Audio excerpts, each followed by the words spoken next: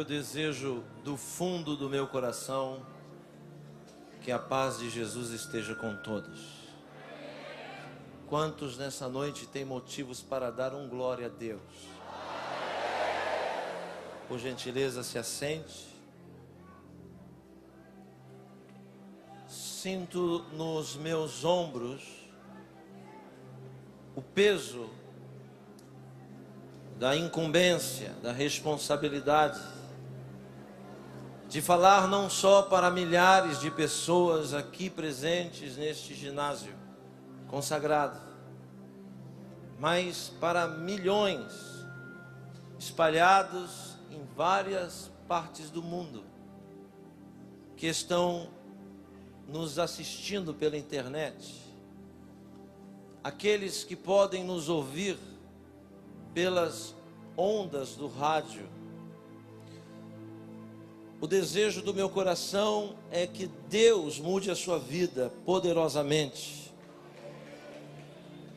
desde que esse congresso termine.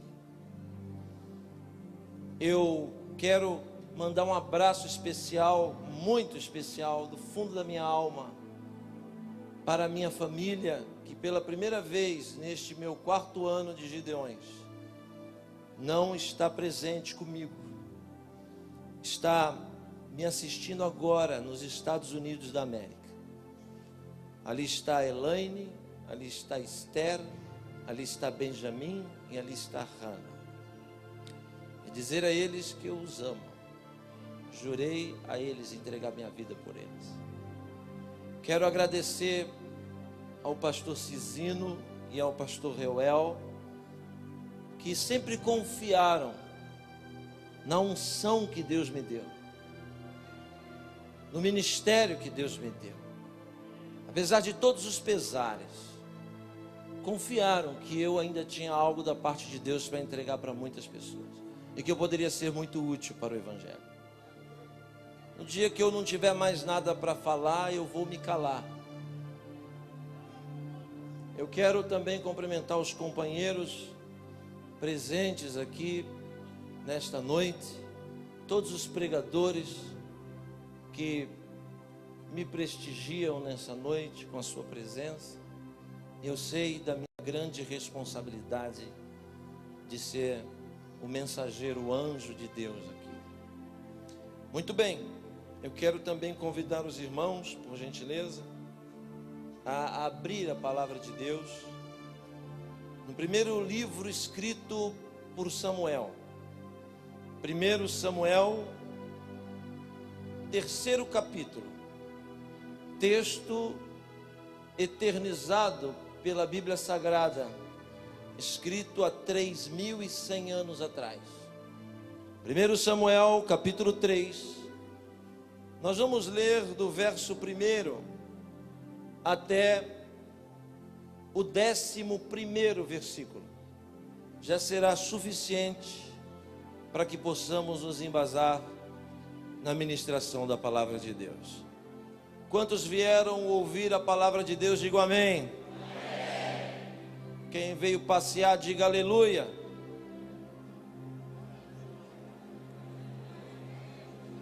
O povo é sincero, né, pastor Henrique?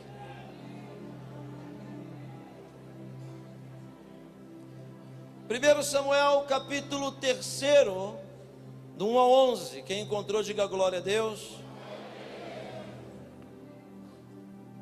O jovem Samuel servia ao Senhor perante Eli, e naqueles dias a palavra do Senhor era muito rara, e as visões não eram frequentes.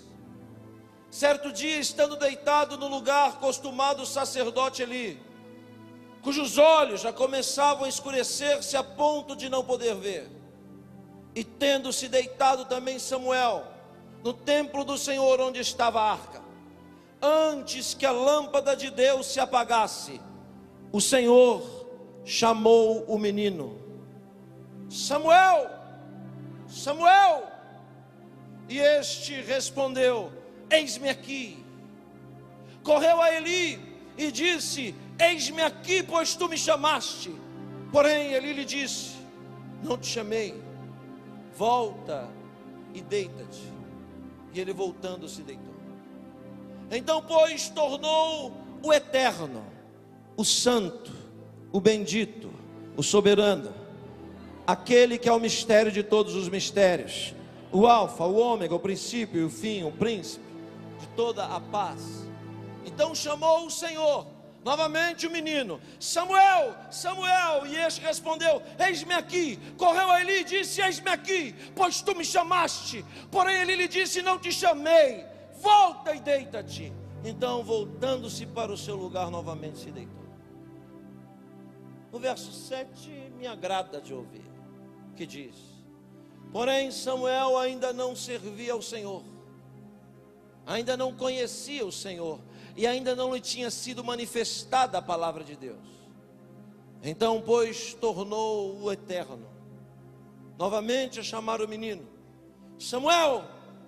E este, correndo Eli, disse: eis-me aqui, pois tu me chamaste. Então entendeu Eli que era o Senhor que chamava o menino. Ele disse: volta e deita-te. Se porventura novamente essa voz voltar, fica de pé e diga: fala, Senhor, porque o teu servo ouve. Então voltou para o seu lugar e se deitou, e veio o Senhor, como das outras vezes, e ali esteve, e o chamou novamente: Samuel. E este, colocando-se de pé, disse: fala, Senhor, porque o teu servo ouve. Então lhe disse o Senhor: eis que vou fazer uma coisa em Israel, a qual todo aquele que ouvir lhe tinirão ambos os ouvidos. Feche os seus olhos.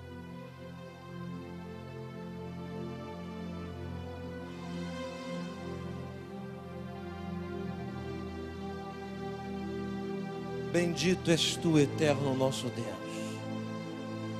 Rei de todo o universo, sua palavra dura para sempre. Bendito seja o seu nome, e o seu reino jamais terá fim. Fale conosco nesta noite, de forma clara, concisa e poderosa. Fala não o que nós queremos ouvir, mas fala o que nós precisamos ouvir. Que ninguém saia daqui da mesma forma que entrou, mas que saímos daqui diferentes. Por isso, exorta, ensina e edifica. Assim nós cremos na vitória, em nome de Jesus. Amém.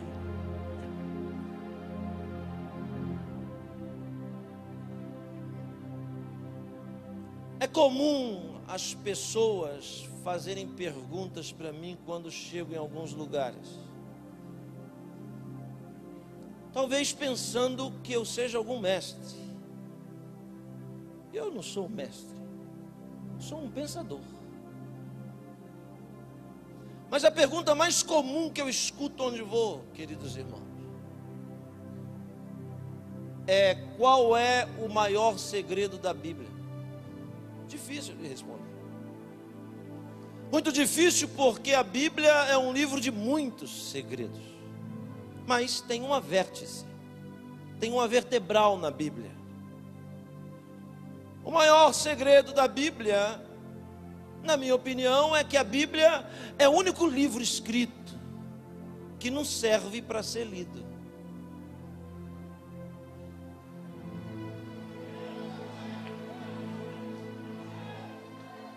Quando disse isso a um jovem pregador, ele ficou assim meio perplexo, pastor Josias, e sem entender como a Bíblia não serve para ser lida. Eu disse: ler, você pode ler revista, jornal, livro de romance, outdoor na rua, bula de remédio. Ler é uma atitude comum, já é provado cientificamente que tudo que se lê, 60% se perde. Uma vez eu encontrei um senhor simples que me disse: já li a Bíblia 56 vezes. Eu disse: que bom. O que está escrito em Deuteronômio 17, 19. E ele pensou e disse: não lembro.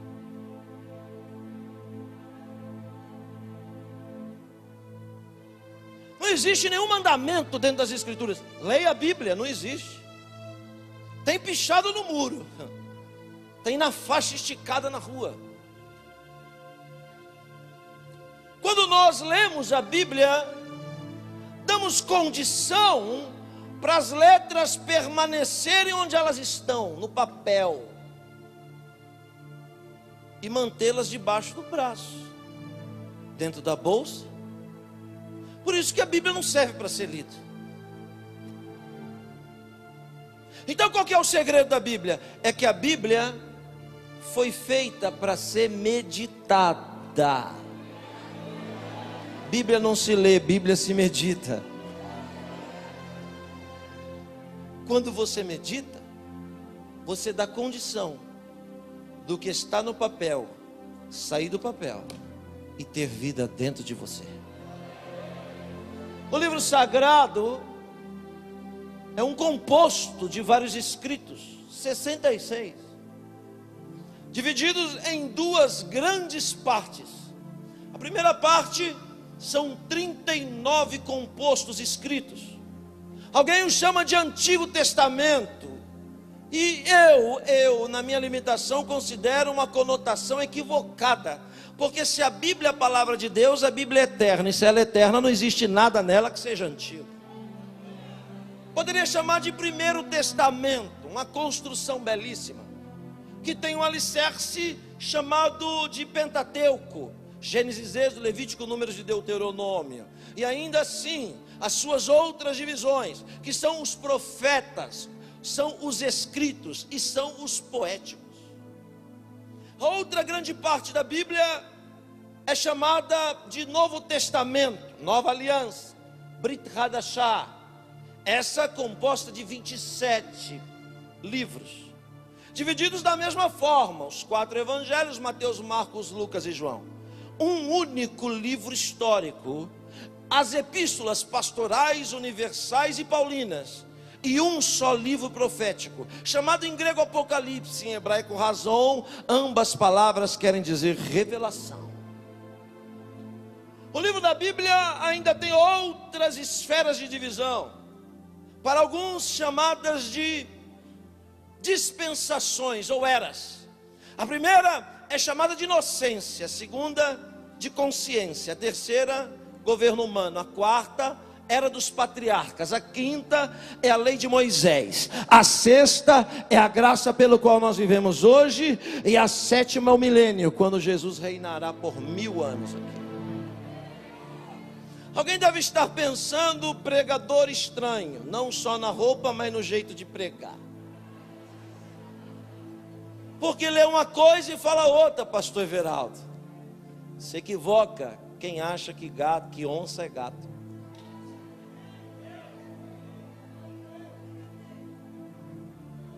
Por que eu estou dizendo isso? Por quê? Porque 1 Samuel capítulo 3 é um dos divisores de águas mais importantes de toda a Escritura. Se 1 Samuel capítulo 3 não tivesse sido escrito, talvez nem estaríamos aqui hoje. A vida bíblica é uma antes de 1 Samuel capítulo 3 e outra depois. Eu chamo 1 Samuel capítulo 3 de joelho, divisor de águas. A mudança, a transição, a envergadura. O dia em que Deus decidiu tirar Israel do caos e colocar Israel na glória. Por quê? Porque 1 Samuel capítulo 3 é justamente a emenda de duas fases. A primeira fase é uma fase terrível, chamada de Juízes. Nunca houve tanta obscuridade na Bíblia como na época dos Juízes. Aproximadamente 300 anos. Nunca houve tanto sincretismo e tanta distância de Deus como na época dos Juízes. Sincretismo quer dizer mistura. Isso quer dizer que nos dias dos Juízes, Israel adorava a Deus de manhã e a demônios à noite. Mesmo Deus levantando homens como Jair, Tolá, Jefté, Gideão, Barak, Débora, Sansão. Mesmo Deus tentando levantar homens para resolver o problema, Deus não conseguia fazer isso. E o período, senhoras e senhores, durou aproximadamente 300 anos. Porque é assim que Deus trabalha. Deus vai tentando. E algumas coisas a gente não dá conta. Deus tentou com Moisés, Deus tentou com Abraão, Deus tentou com Jacó, Deus tentou com Elias, Deus tentou com Isaías, mas ninguém deu conta. Deus tentou com João Batista e também não deu conta. Aí o próprio Verbo se encarnou e disse: deixa comigo que eu vou lá e eu dou conta, eu vou lá e resolvo.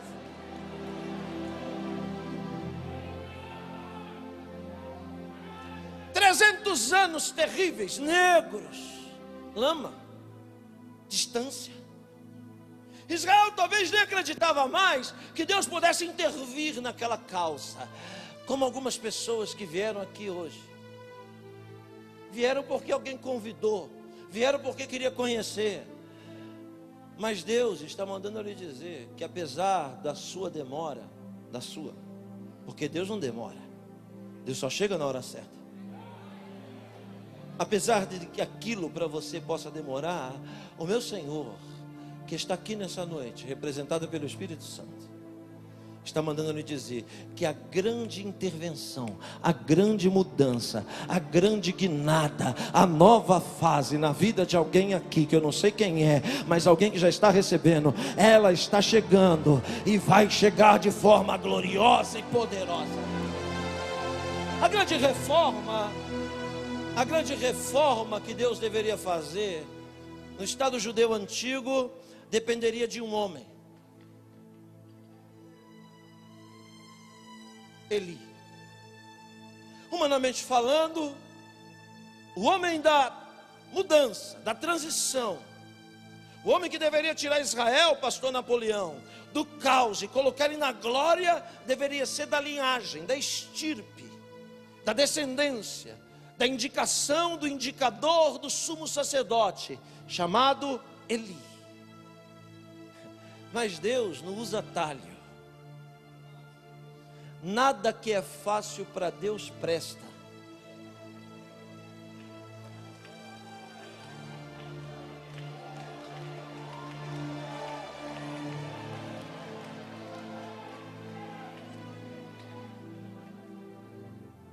Como Deus poderia levantar alguém para uma mudança da linhagem de Eli? Deus decidiu ir pelo caminho mais longo. Deus decidiu acreditar nas lágrimas de uma mulher na beira do altar. Hannah precisava de um milagre. Hannah precisava de um filho. O que Hannah precisava, queridos irmãos? Eu não ouvi, de quê? Eu ainda não ouvi, tem alguém aqui? Hannah precisava de um filho, mas Deus precisava de um profeta. Hannah precisava de um filho, mas Deus precisava de um juiz. Hannah precisava de um filho, mas Deus precisava de um sacerdote. Aleluia.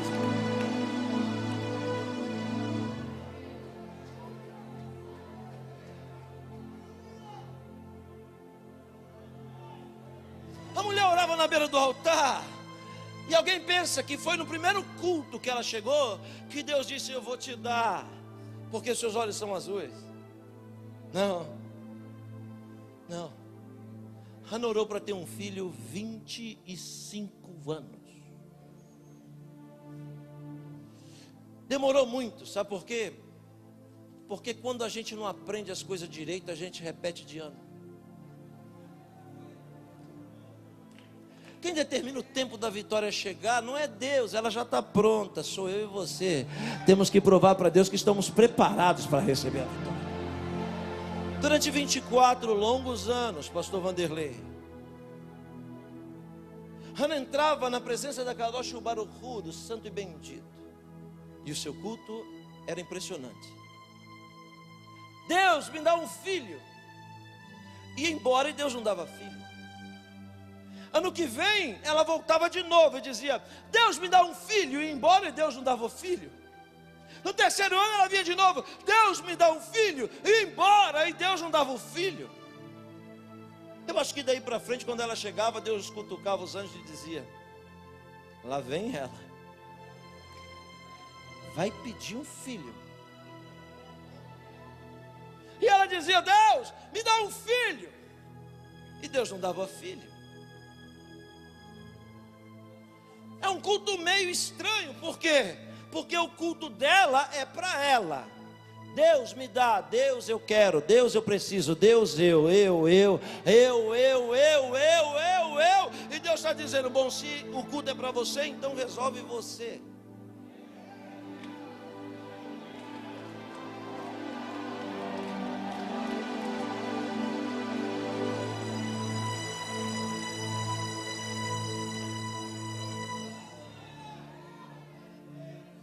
No 25º ano da sua épica jornada, seu grande calvário em busca de um milagre, no 25º ano, Hannah tomou a decisão que alguém tomou aqui também no nosso meio. Ela disse para ela mesma: eu vou para o culto, mas eu não vou para sair do mesmo jeito. Eu vou para o culto, mas eu vou para receber um milagre na minha vida. Eu vou para o culto, mas eu não vou sair de mãos vazias. Tem alguém entendendo o que eu estou pregando aqui, por gentileza? O que vai determinar a sua vitória aqui hoje é a qualidade do seu culto, é a maneira com que você chega para Deus. A mulher, no 25º ano, disse: nesse ano eu estou determinada a receber a maior vitória da minha vida. Aquele culto foi surpreendente, pastor Júnior Souza, porque quando ela entrou no 25º ano, ela olhou para Deus e disse: Deus, me dá um filho, vírgula, e se tu me der, no dia que ele desmamar, eu vou te entregar novamente para ti. Onde estão as pessoas que entendem o que o Espírito de Deus está falando aqui?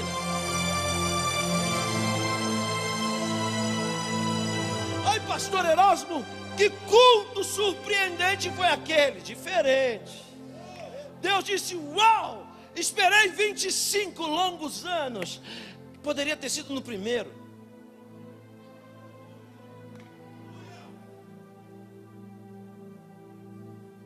Deus disse: eu vou acreditar no que essa mulher fala. E naquele dia, Hannah saiu grávida do culto. Alguém está dizendo: não, a Bíblia diz que ela se deitou com o marido e engravidou. Eu vou dizer: não, ela está se deitando com o marido há 25 anos e não engravida. Porque as coisas que os homens podem fazer, Deus não põe a mão. Mas aquilo que ninguém pode fazer, é o que o Deus da Bíblia vai fazer. Onde estão as pessoas que entendem o que eu estou falando aqui?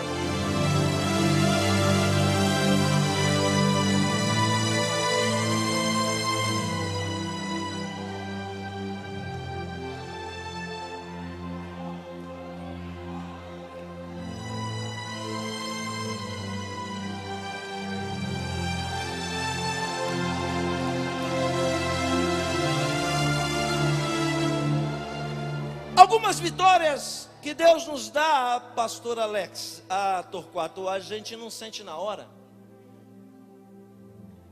A gente só vai ver o resultado depois.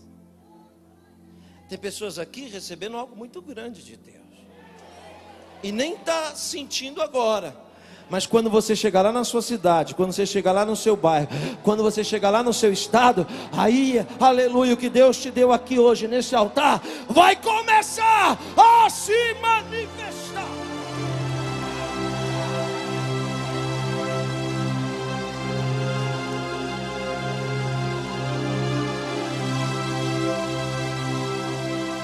A vitória é assim, ó. A vitória é assim. Você recebe e não sente, mas ela cresce. E a barriga de Hannah começou a crescer, pastor Napoleão. E as pessoas a conheciam como estéril. Mas sabe, irmãos, vitória e sucesso é uma mala, cheia de coisa dentro.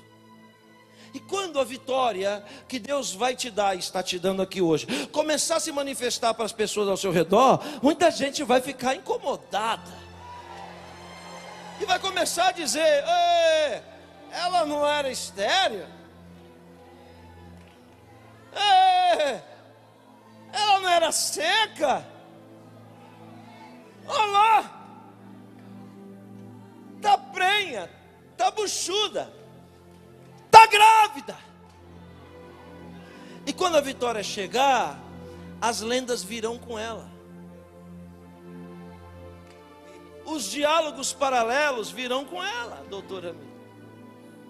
Sabe o que vão dizer? Tem alguma coisa errada. Deus exaltou ele muito rápido. Deus ungiu ela poderosamente, depressa.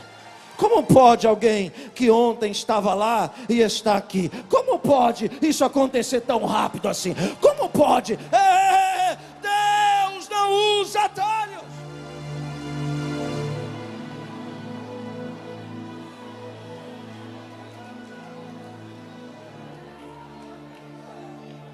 A barriga de Hannah começou a incomodar muita gente.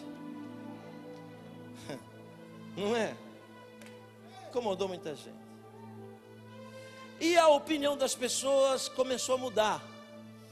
Alguns diziam: bom, ela teve fé para receber, vamos ver se ela vai ter fé para cumprir o que promete. Eu acho que fé para receber é o que mais existe aqui hoje. Eu quero ver se a gente tem fé para cumprir o que fala. Eu quero ver se a gente tem fé para se lembrar dos votos que a gente fez para Deus quando estava na angústia. Porque um dos sintomas da vitória é a amnésia. Um monte de gente se esquece das coisas que fala para Deus. Mas Hannah era forte. O menino nasceu.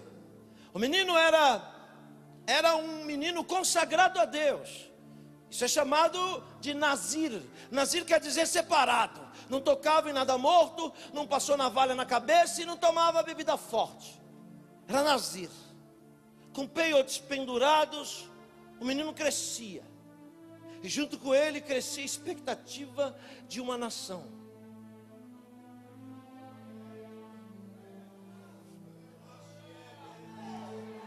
Muita gente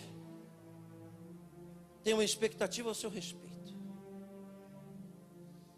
E quando você for crescendo, essas expectativas vão aumentar. Mas o Deus que te consagrou, aleluia, para não tocar em nada que é morto, para não tocar em nada que é bebida forte, o Deus da consagração, que separa pessoas, que escolhe pessoas para uma missão diferente, esse Deus, aleluia, vai honrar todas as expectativas que as pessoas têm ao seu respeito. O menino crescia, mamando. A história paralela diz que com 4 anos o menino desmamou. Até os 4 anos ele ia para o culto com a mãe. Fazia a mesma trajetória de ida e de volta. Aprendeu a falar, aprendeu a fazer as orações, aprendeu. Mas quando ele desmamou no primeiro dia,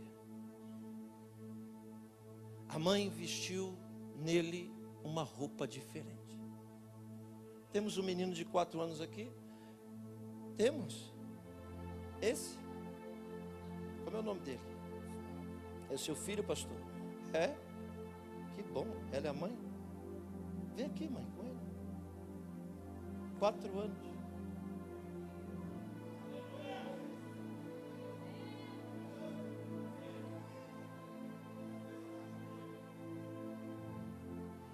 Gustavo é seu filho, pastor. Eu nunca tinha visto ele. Sentou hoje aqui perto de mim.